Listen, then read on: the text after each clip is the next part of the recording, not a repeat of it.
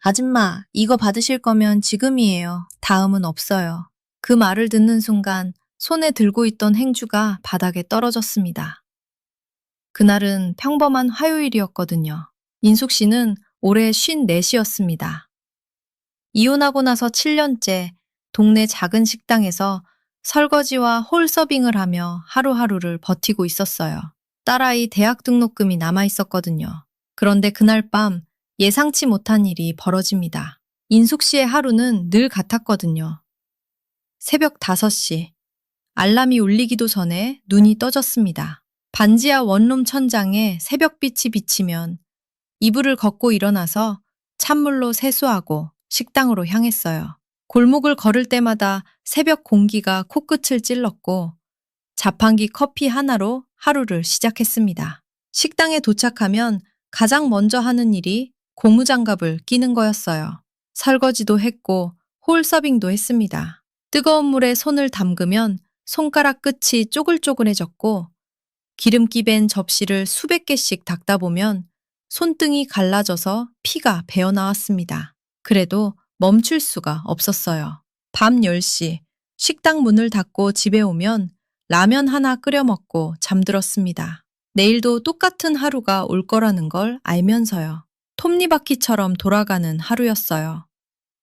TV를 켜놓고 잠들어도 아무도 꺼주는 사람이 없었습니다. 새벽에 화장실 불빛만 혼자 켜녀져 있었거든요. 누가 봐도 그랬습니다. 그런데 화요일 점심마다 같은 자리에 앉는 손님이 한 분 있었거든요. 창가 두 번째 자리. 늘 김치찌개를 시켰습니다. 조용한 분이었어요. 밥 다 먹을 때까지 한마디도 안 했고 인숙 씨가 물을 리필해드리면 고개를 살짝 숙이며 감사합니다. 한마디. 그게 전부였습니다. 화요일, 목요일. 어김없이 왔어요. 인숙 씨는 별 생각 없었거든요. 단골이 한둘이 아니니까요. 그러다 어느 날이었습니다. 밤 10시, 퇴근길에 비가 쏟아졌어요. 우산이 없었습니다. 인숙 씨는 식당 처마 밑에서 잠깐 비를 피하고 있었는데 누군가 옆에 와서 멈춰 섰어요. 그 손님이었습니다. 아무 말 없이 우산을 내밀었어요. 비 오는데 조심하세요. 목소리가 낮고 조용했습니다. 인숙 씨는 괜찮다고 손을 저었지만 그 사람은 우산을 인숙 씨 손에 쥐어주고 비를 맞으며 걸어갔어요. 우산 손잡이가 아직 따뜻했거든요. 그 사람 체온이 남아 있었습니다. 등이 금방 젖었어요. 빗줄기 사이로 그 뒷모습이 점점 작아졌습니다. 인숙 씨는 우산을 받쳐든 채 한참을 서 있었어요. 가슴이 한번 크게 뛰었거든요. 오래간만이었습니다. 이런 느낌은요. 그게 시작이었어요. 그때는 몰랐지만요. 그 뒤로 화요일과 목요일이 좀 달라졌습니다. 기태 씨라는 이름은 나중에야 알게 됐는데요. 58이었고 원래 말이 거의 없는 사람이었거든요.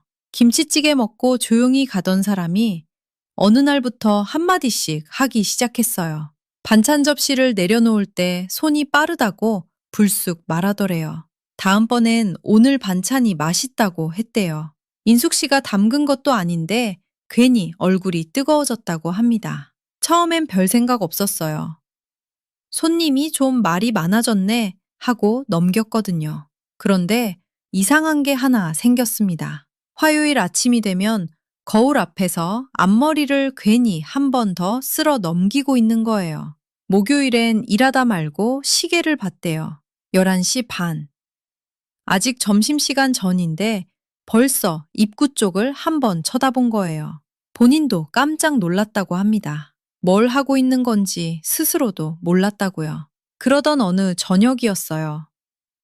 퇴근하고 동네 마트에 들렀는데 기태 씨가 거기 있었습니다. 냉장 코너 앞에서 두부를 고르고 있었는데 인숙 씨를 보더니 손에 든 두부를 떨어뜨릴 뻔했대요. 장바구니를 봤는데 두부 반모에 달걀 한 줄, 파 한 단, 전부 1인분이었어요. 인숙 씨 장바구니도 마찬가지였거든요. 혼자 사세요? 인숙 씨가 먼저 물었대요. 기태 씨가 고개를 끄덕이며 3년 됐다고 했습니다. 그 짧은 대답 뒤에 긴 이야기가 있다는 건 그때는 몰랐어요. 계산대를 나란히 지나고 마트 앞에서 멈춰 섰는데 같은 방향이었거든요. 아무 말 없이 나란히 걸었대요. 가로등 불빛이 두 사람의 그림자를 길게 늘여놓았습니다. 5분쯤 됐을까요? 기태 씨가 먼저 골목으로 꺾으면서 고개만 살짝 숙이고 갔다고 합니다. 인숙 씨는 남은 길을 혼자 걸으면서 자꾸 뒤를 돌아봤다고 했어요. 어깨가 좁고 등이 굽은 뒷모습이었거든요. 혼자 사는 사람의 등이라는 게 한눈에 보였다고 합니다. 다음 화요일이었거든요.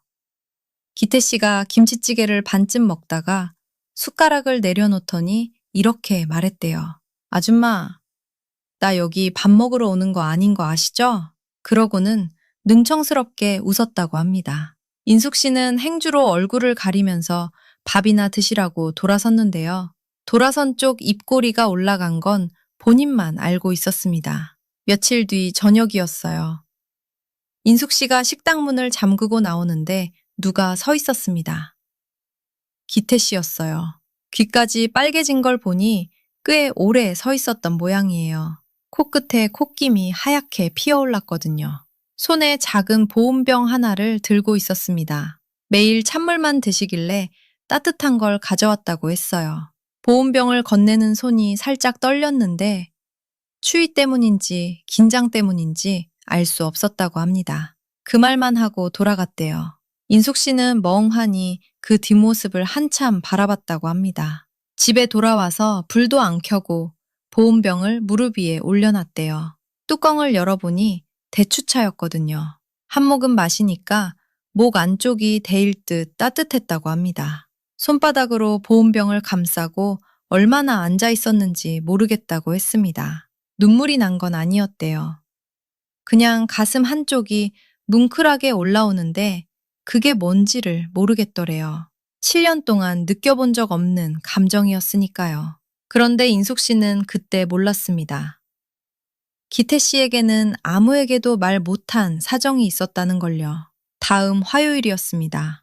점심시간이 됐는데 창가 두 번째 자리가 비어 있었어요. 인숙 씨는 물컵을 들고 한 번, 빈 접시를 치우며 또 한 번 그 자리를 쳐다봤습니다. 목요일에도 오지 않았어요. 점심이 끝나고 설거지를 하다 말고 혼잣말이 나왔습니다. 왜 안 오시지? 그 말이 입 밖으로 나온 순간 자기 자신에게 놀랐거든요. 단골 손님 하나 안 왔을 뿐인데 이렇게까지 신경을 쓰고 있었다는 게요. 이 나이에 무슨 사랑이야. 정신 차려.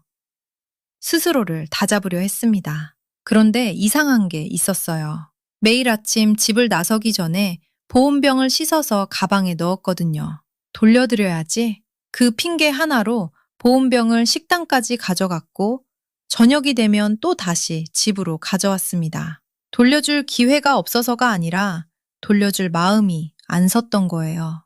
식당 문이 열릴 때마다 고개가 돌아갔어요. 그때마다 다른 손님이었습니다. 인숙 씨는 혼자 쓴웃음을 지었어요. 뭘 기대하는 거야.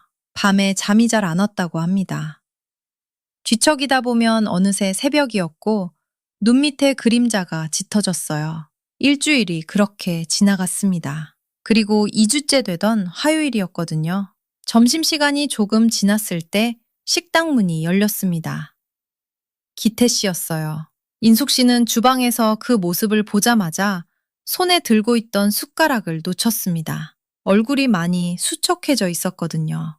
광대뼈가 도드라져 보였고 셔츠 깃이 전보다 헐렁하게 떠 있었어요. 인숙 씨는 김치찌개를 직접 들고 나갔습니다. 많이 드세요. 살이 빠지셨네요. 목소리가 떨리지 않게 애를 썼어요. 기태 씨가 고개를 들어 인숙 씨를 봤습니다. 좀 아팠어요. 근데 여기 밥이 그리웠어요. 살짝 웃었거든요. 그 웃음을 보는 순간 인숙 씨 손끝이 떨렸습니다. 찌개 그릇을 테이블에 내려놓고 얼른 주방으로 돌아갔어요. 기태 씨는 밥을 천천히 먹었습니다. 한 숟가락씩 오래 씹었어요. 그날따라 유난히 오래 앉아 있었습니다. 인숙 씨가 물을 리필하러 갔을 때 기태 씨가 조용히 입을 열었어요. 아내가 3년 전에 갔어요. 암이었거든요. 자식은 해외에 있고 매일 혼자 밥을 먹었습니다. 기태 씨는 물컵을 천천히 돌리며 말했어요. 인숙 씨한테 인사받을 때가 하루 중 가장 따뜻했거든요.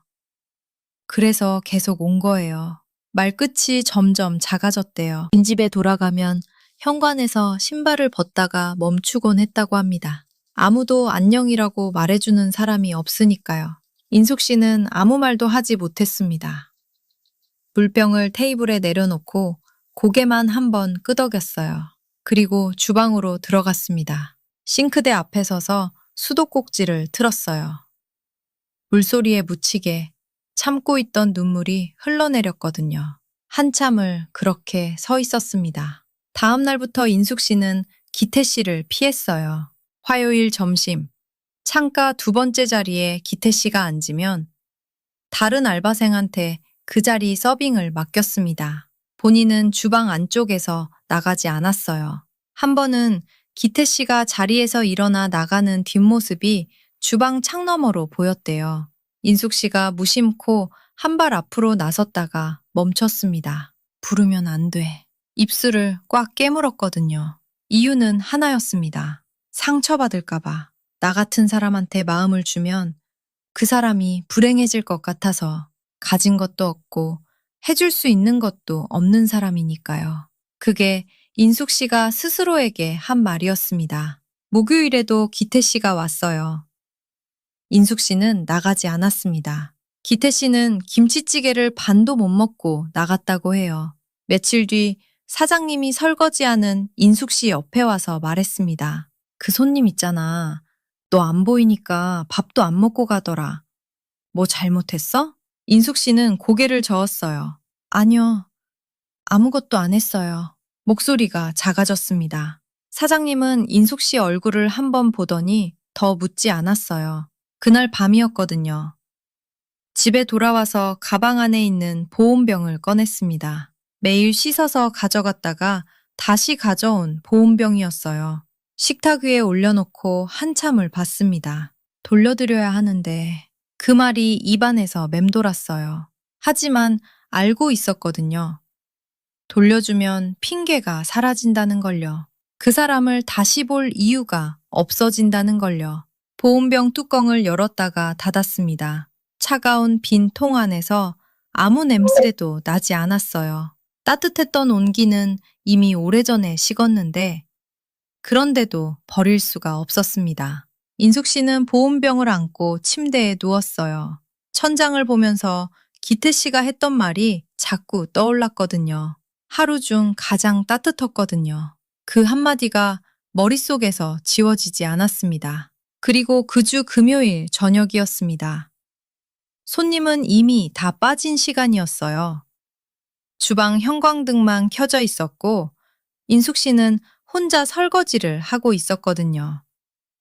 수돗물 소리밖에 안 들렸습니다. 그때 문이 열렸어요. 고개를 돌렸는데 기태 씨가 서 있었습니다. 화요일도 목요일도 아닌 금요일이었고 점심도 아닌 저녁이었어요. 평소와 전부 달랐습니다. 손에 작은 상자를 하나 들고 있었거든요. 기태 씨가 천천히 걸어왔습니다. 신발 소리가 텅 빈 식당에 울렸어요. 인숙 씨 앞에 멈춰 서더니 상자를 내밀며 말했습니다. 아줌마, 이거 받으실 거면 지금이에요. 다음은 없어요. 그 목소리는 조용했는데 떨리고 있었어요. 인숙 씨 손에 들려있던 행주가 바닥에 떨어졌습니다. 손이 떨려서 한참을 아무 말도 못하다가 상자를 열었어요. 안에 보온병이 있었거든요. 인숙 씨가 매일 들고 다니는 것과 똑같은 모양이었습니다. 기태 씨가 말했어요. 이건 제 거예요. 제가 쓰는 거요. 이제 혼자 따뜻한 물 마시기 싫어졌어요. 같이 마시고 싶습니다. 그 말 끝에 기태 씨 눈이 빨개져 있었다고 해요. 인숙 씨는 입술을 꾹 깨물었대요. 고개를 숙이니까 자기 손이 보였다고 합니다. 기름때가 빠지지 않는 손등, 갈라진 손가락 마디. 이 손으로 해줄 수 있는 게 뭐가 있을까? 울음을 참으면서 겨우 한마디 했습니다. 손님, 저는 가진 게 아무것도 없는데요. 기태 씨가 한 박자 쉬더니 능청스럽게 웃으며 대답했어요. 저도요. 그래서 딱 맞는 거 아닙니까? 그 웃음이 인숙 씨 울음을 터트릴 뻔했다고 합니다. 기태 씨가 조심스럽게 인숙 씨의 갈라진 손을 잡았대요. 거칠고 따뜻한 손이었다고 합니다. 두 사람 다 아무 말이 없었어요. 식당 벽시계 소리만 들렸습니다. 인숙 씨는 한참을 그렇게 서 있다가 대답 대신 보온병 2개를 카운터 위에 나란히 세워놓았습니다. 그리고 주방으로 들어가 김치찌개를 끓이기 시작했습니다. 기태 씨는 아무 말 없이 창가 2번째 자리에 앉아 기다렸습니다. 찌개가 나왔을 때 인숙 씨는 건너편에 앉았어요. 서빙하는 자리가 아니었습니다. 함께 먹는 자리였어요. 찌개에서 김이 올라왔어요. 국물 끓는 소리가 고요한 식당을 채웠습니다. 젓가락을 들면서 인숙 씨가 조용히 말했대요. 처음이었거든요. 누군가와 마주 앉아서 밥을 먹는 게. 기태 씨는 아무 말 않고 김치찌개를 한 숟가락 떠먹었습니다. 눈가가 젖어 있었다고 해요. 두 사람은 그날 식당불을 끄지 않고 오래 앉아 있었습니다. 그로부터 6개월이 지났습니다. 인숙 씨 식당 카운터에는 보온병 2개가 늘 나란히 놓여 있어요. 기태 씨는 이제 매일 옵니다. 점심이 아니라 아침에요. 식당 문을 열기 전에 와서 주방에 커피를 한 잔 놓아두고 갑니다. 인숙 씨가 출근하면 따뜻한 커피가 이미 놓여 있는 거예요. 컵 밑에 메모지 하나. 아줌마, 오늘도 고생하실 거니까. 어느 날 인숙 씨가 말했대요. 손님이 아니라 이제 이름 좀 부르세요. 기태 씨가 조용히 대답했습니다. 인숙 씨. 처음 이름을 불렀을 때 인숙 씨는 또 행주로 얼굴을 가렸다고 합니다. 이번엔 울어서가 아니라 웃음이 나와서요. 가진 게 아무것도 없다고 생각했던 두 사람이 있었습니다. 한 사람은 반지하 원룸에서 혼자 라면을 먹었고, 한 사람은 텅 빈 집에서 혼자 물을 데워 마셨어요. 그 두 사람이 서로를 만나서 가장 따뜻한 겨울을 보내고 있다고 합니다. 누군가에게는 보온병 하나가 다시 살아볼 이유가 되기도 합니다. 이 이야기의 끝은 아무도 몰랐습니다. 아마 지금도 계속되고 있을 거예요.